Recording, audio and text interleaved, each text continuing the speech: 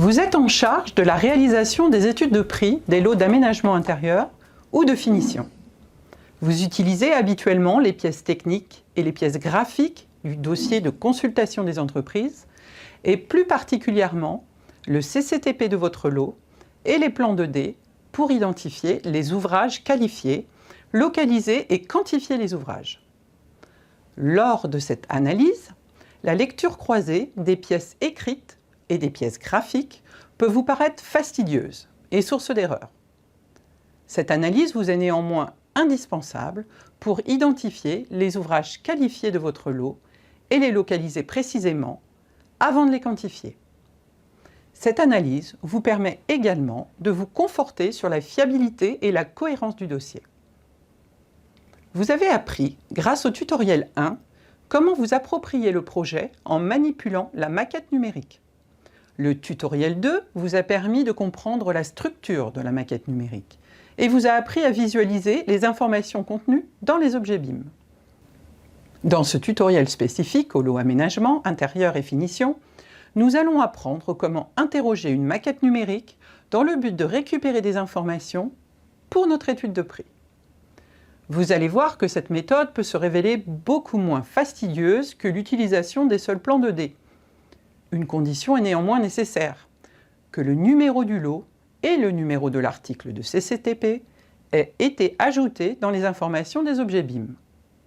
Comment savoir si cette condition est remplie? En consultant la convention BIM du projet qui doit le mentionner. Dans ce tutoriel, nous allons apprendre comment le lien entre CCTP et maquette numérique va nous permettre d'identifier les ouvrages qualifiés, les localiser et extraire des quantités plus rapidement. Ce lien va également nous permettre de nous conforter dans la fiabilité et la cohérence du dossier. Comme pour les tutoriels précédents, un support au format PDF est disponible en complément de ce tutoriel. Vous êtes prêts? Commençons.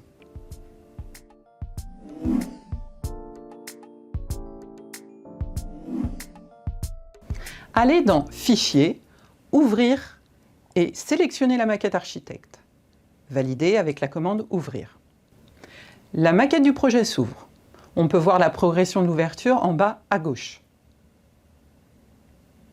Pour les lots d'aménagement intérieur et finition, c'est-à-dire les lots cloison-isolation, menuiserie intérieure, revêtement de sol, peinture, leur périmètre porte sur l'intérieur de la maquette. Commençons par masquer le terrain qui nuit à la visibilité. Pour cela, sélectionnez le terrain en cliquant à gauche sur votre souris, puis cliquez à droite et choisissez « Cacher », cachez la sélection. Comme nous l'avons vu dans le tutoriel 2, vous pouvez éclater la maquette pour gagner en visibilité avec l'outil « Vue éclatée ». Vous pouvez également sélectionner un mur de l'étage que vous voulez voir, cliquez droit, montrer seulement cet étage. Nous avons déjà expliqué la notion d'espace dans le tutoriel 2. Ce sont les volumes créés par les pièces de la maquette. Ils sont représentés en bleu dans la maquette. Les espaces portent les informations, définition de mur, sol et plafond.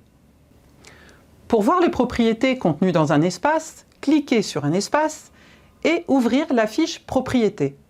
Dans Description, nous trouvons le numéro du logement. Fermez les différentes listes jusqu'à trouver le jeu de propriétés Propriété DCE.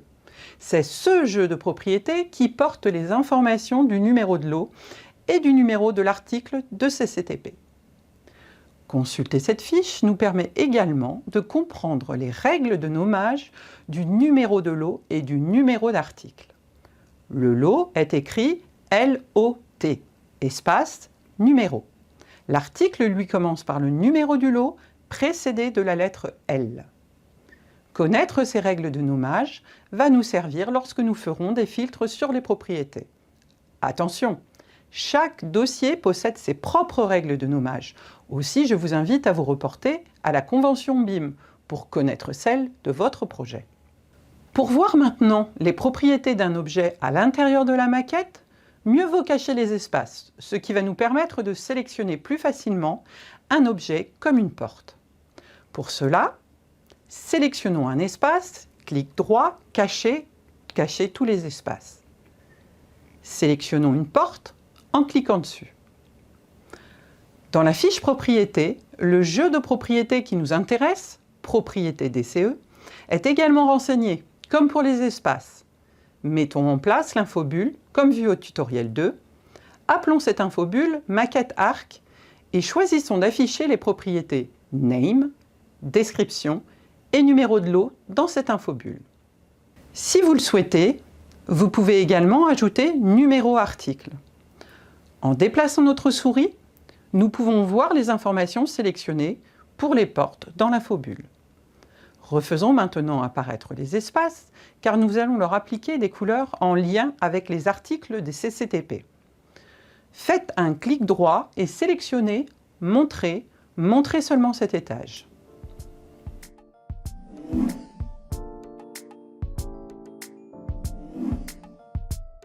Nous allons maintenant mettre en couleur les espaces de la maquette. L'objectif est d'identifier visuellement la répartition des ouvrages du lot peinture ou d'un des lots de revêtement de sol, par article du CCTP. Comme vu précédemment, les espaces portent les informations des finitions de sol, de murs et de plafond. La classe IFC des espaces est l'IFC Space. Nous allons réaliser une colorisation sur cette classe d'IFC à l'aide du bouton Colorisation dans les outils Vérification, dans le ruban supérieur. Prenons par exemple le lot peinture. Commençons par cliquer sur le bouton Colorisation. Une fenêtre s'ouvre. La première étape consiste à indiquer quels objets de la maquette on souhaite sélectionner. Nous allons cliquer sur Utiliser la sélection filtrée, puis sur le bouton Ajout de filtre. La liste des classes IFC s'ouvre. C'est ici que nous indiquons que nous voulons sélectionner les objets dont la classe IFC est l'IFC Space. Nous allons appliquer un filtre à cette sélection en cliquant sur le plus en dessous de l'IFC Space. Nous allons choisir la propriété sur laquelle porte le filtre dans la fenêtre, sélectionner une propriété. Pour gagner en visibilité, fermons la liste Fields, on trouve alors plus facilement la propriété recherchée. Double-cliquons sur Numéro d'article. Revenons dans la fenêtre Colorisation. Il nous reste maintenant à indiquer la condition de notre filtre. On a 3 choix possibles. La valeur de la propriété égale à, ce que l'on va écrire dans la case, est différent et enfin contient. On veut filtrer sur le lot 15 qui correspond au lot peinture. On choisit alors contient et on indique L15, conformément à la règle de nommage des numéros d'articles que nous avons vus précédemment. Nous aurions pu utiliser également la propriété numéro de lot pour réaliser notre filtre. Passons à l'étape suivante. Cliquez sur Propriété pour sélectionner la propriété sur laquelle se fera la colorisation. Fermez la liste Fields, sélectionnez Numéro d'article. Enfin, cliquons sur Colorisation. La liste des articles du CCTP contenant L15 apparaît alors, avec une couleur affectée à chaque article. Il ne nous reste plus qu'à valider en cliquant sur le pot de peinture. La maquette prend les couleurs de la liste. On peut ainsi facilement identifier où sont localisées les prestations de peinture à réaliser dans la maquette. Toutes les cases à gauche des articles de CCTP ne sont pas cochées. Cela s'explique par le fait que ces articles ne s'appliquent pas à cet étage. Pour gagner en visibilité, vous pouvez changer les couleurs de la liste en cliquant dessus. S'ouvre alors une large gamme de couleurs, vous cliquez sur la couleur choisie et dites OK.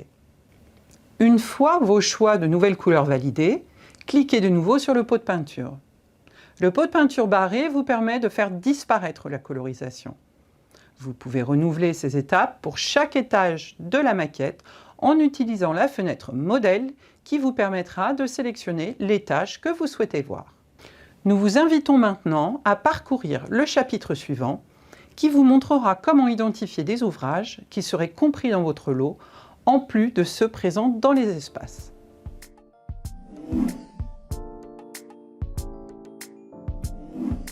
Afin d'identifier par leurs caractéristiques les ouvrages des lots aménagement intérieur, finition, nous allons mettre en couleur les objets de la maquette impactés par un lot et nous allons les coloriser en utilisant les articles de CCTP. Les objets portent des informations, parmi lesquelles un jeu de propriétés appelé propriété DCE.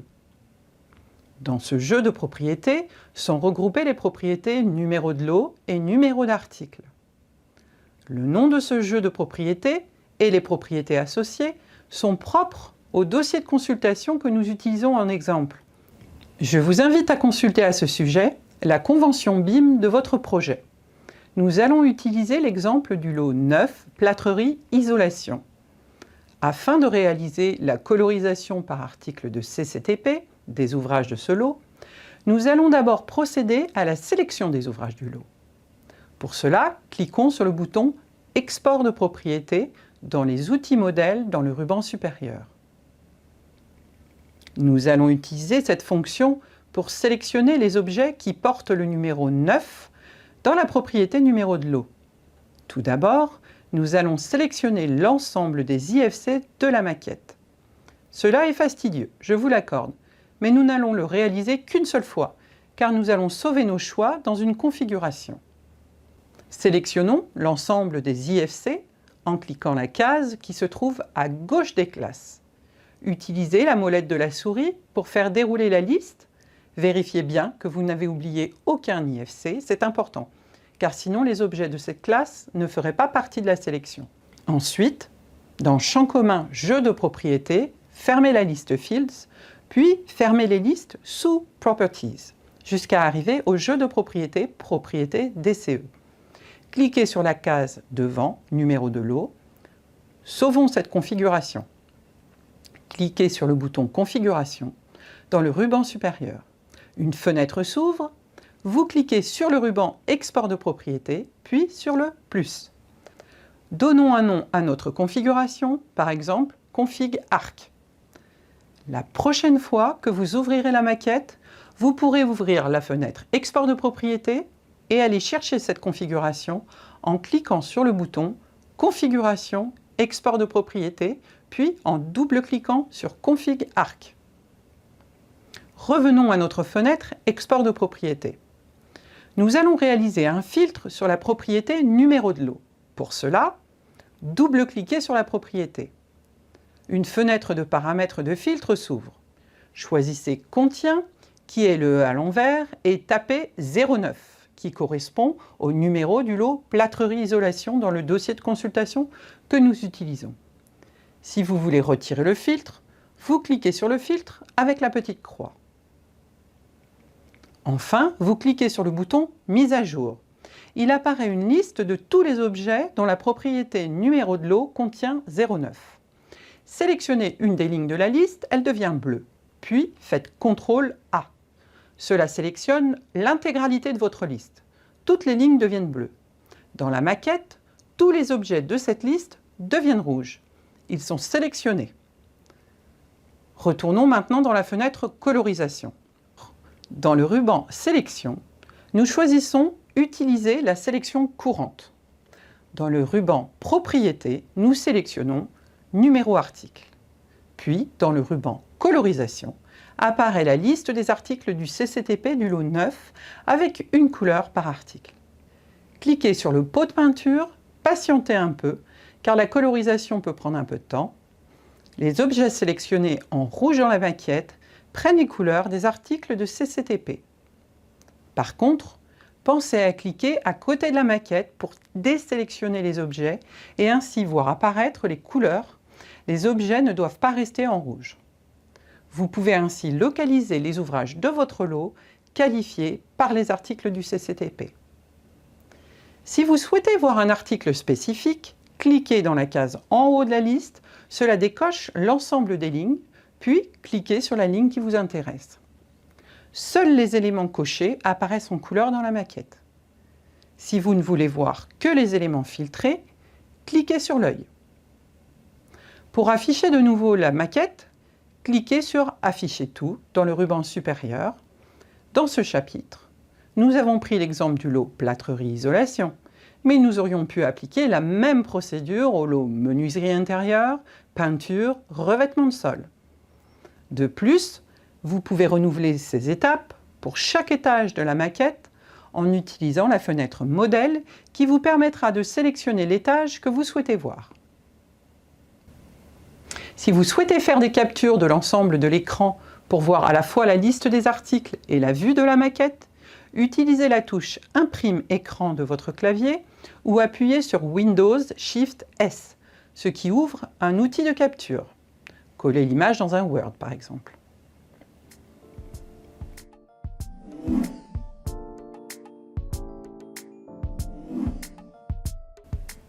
Pour extraire des quantités de la maquette, nous allons utiliser de nouveau la fonction Export de propriété. Prenons l'exemple des faux plafonds en plaque de plâtre du lot 09 Plâtrerie Isolation. Nous voulons extraire leur surface de la maquette. Fermons les différentes fenêtres ouvertes, à l'exception de la fenêtre Colorisation. Retournons sur la fenêtre Export de propriété. Vérifiez que tous les IFC sont bien cochés. Si vous venez d'ouvrir votre maquette, utilisez le bouton Configuration pour réactiver votre configuration Config Arc. Si vous ne voulez exporter que les quantités relatives aux espaces, qui concernent les lots peinture et revêtement de sol, cliquez seulement sur IFC Space. Dans Champ commun Jeux de propriété, sélectionnons Name et Description dans la liste Fields, puis replions cette liste. Fermons les listes sous Properties jusqu'au jeu de propriété Propriété DCE, que nous sélectionnons, ainsi que le jeu de propriété Base Quantities. En cochant l'ensemble du jeu de propriété Base Quantities, nous aurons beaucoup de colonnes vides lors de l'export. Il suffira de les supprimer. On peut de nouveau sauver cette configuration, par exemple sous le nom Config Quantité Arc. Appliquons maintenant un filtre sur le numéro de l'article. Reprenons l'exemple du lot 09, Plâtrerie Isolation. Vous double-cliquez et vous sélectionnez Égal et vous tapez L092321. C'est un numéro d'article que l'on voit dans la liste de fenêtres colorisation et qui correspond dans le CCTP au faux plafond plaque de plâtre. Enfin, on clique sur le bouton Mise à jour. Une liste apparaît et on valide en cliquant sur Exporter. Il ne vous reste plus qu'à sauver cette liste sur votre ordinateur en lui donnant un nom. Allons visualiser la liste exportée. Supprimons toutes les colonnes vides, agrandissons les largeurs de colonnes pour voir les titres. Il s'agit d'un travail de mise en forme Excel classique. La complexité de l'exercice réside dans la prise en compte de la bonne valeur. L'outil d'extraction de quantité est très utile lorsqu'il s'agit de compter des éléments, plus compliqué à utiliser lorsqu'il s'agit de surface ou de volume, puisqu'il faut alors savoir traduire les termes anglais. Dans le support PDF, nous vous indiquons la traduction des termes anglais du jeu de propriété Base Quantities.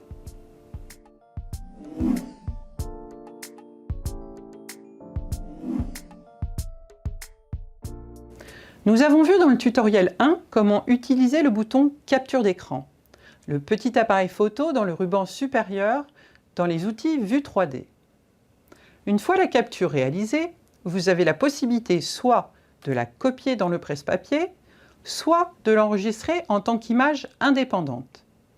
Il ne vous reste plus qu'à utiliser ces images pour illustrer votre mémoire technique.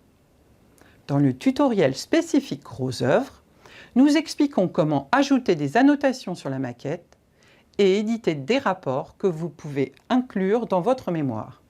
Je vous invite à visionner le tutoriel 3 si cette fonctionnalité vous intéresse. Maintenant que vous avez visionné les 3 tutoriels, je vous invite à tester, sans plus attendre, ce que nous avons appris afin de vous convaincre des avantages de l'utilisation d'une maquette numérique, en complément des plans 2D, pour la réalisation de votre étude de prix. Je vous invite également à visionner la série complète des tutoriels pour, par exemple, découvrir les limites de prestation des autres lots ou découvrir d'autres fonctionnalités de la visionneuse décrites dans ces tutoriels. Je vous rappelle que des supports PDF sont à votre disposition en complément de ces tutoriels.